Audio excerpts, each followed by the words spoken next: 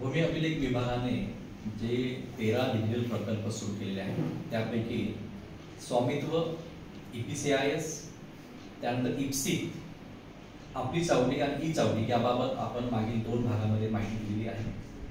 आता या भागामध्ये आपण भूनक्षा, त्यानंतर प्रत्येक आणि स्कॅनिंग व डिजिटायझेशन या प्रोजेक्ट बाबत आपण माहिती नागरिकांना थोडक्यात देणार आहोत। भूनक्षा म्हणजे काय, तर नागरिकांना आता त्यांच्या जमिनीचा जो नक्षा असतो, भूमी अभिलेख विभागाकडील किंवा तलाठी नकाशा असतो, तो नकाशा घेण्यासाठी आधी नागरिकांना भूमी अभिलेख कार्यालयामध्ये किंवा तलाठी कार्यालयामध्ये जावे लागायचे।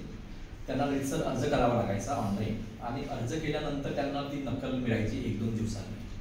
आता त्यांच्या शेताचा जर नकाशा पाहायचा असेल, प्रचलित गाव नकाशा, तर तो गाव नकाशा पाहण्यासाठी भूमी अभिलेख विभागाने भूनक्षा ही ऑनलाईन सुविधा उपलब्ध करून दिलेली आहे। यामध्ये फ्री ऑफ कॉस्ट म्हणजे कोणतेही पैसे त्यांना भरणा करावा लागत नाही। त्यांना मोफतमध्ये त्यांना त्यांच्या जमिनीचा नकाशा पाहता येतो आणि तो नकाशा त्यांना डाउनलोड सुद्धा करता येतो, परंतु तो नकाशा फक्त त्यांना पाहण्यासाठी असतो। त्याचा कुठेही कोणत्याही शासकीय कार्यालयामध्ये त्याचा वापर करता येत नाही। दुसरा आहे प्रत्येक म्हणजे जे आधी EQ जे होतं, EQ जे कोड जे होतं तेच आता प्रत्येक हे EQ जे वर्जन 2 आहे, म्हणजे अपग्रेडेड साईट आहे ती आता। प्रत्येक म्हणजे paperless revision and appeal in transparent way.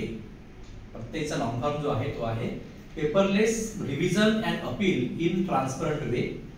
नागरिकांना किंवा कोणत्याही वकील मंडळींना त्यांना त्यांच्या प्रकरणाची माहिती या प्रत्येकमधून मिळत असते आणि त्यांना त्यांचे अपील अर्ज किंवा रिव्हिजनचे अर्ज जे आहे नागरिकांना ऑनलाईन पद्धतीने त्यांना दाखल करता येतात। नंतर तिसरं आहे स्कॅनिंग व डिजिटायझेशन।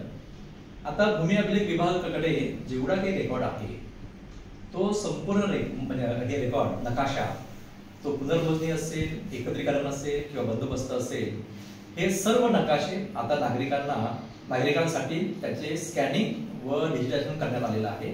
नागरिकांना ते काही दिवसातच ते ऑनलाईन पद्धतीने उपलब्ध होतील। त्याचे काम सध्या प्रगती पथावर आहे। जवळपास 70-80% काम झालेलंच आहे। बाकीचे जे नकाशे आहेत ते त्यांचं काम सुरू आहे आणि नागरिकांना लवकरच ते उपलब्ध होणार आहेत। धन्यवाद।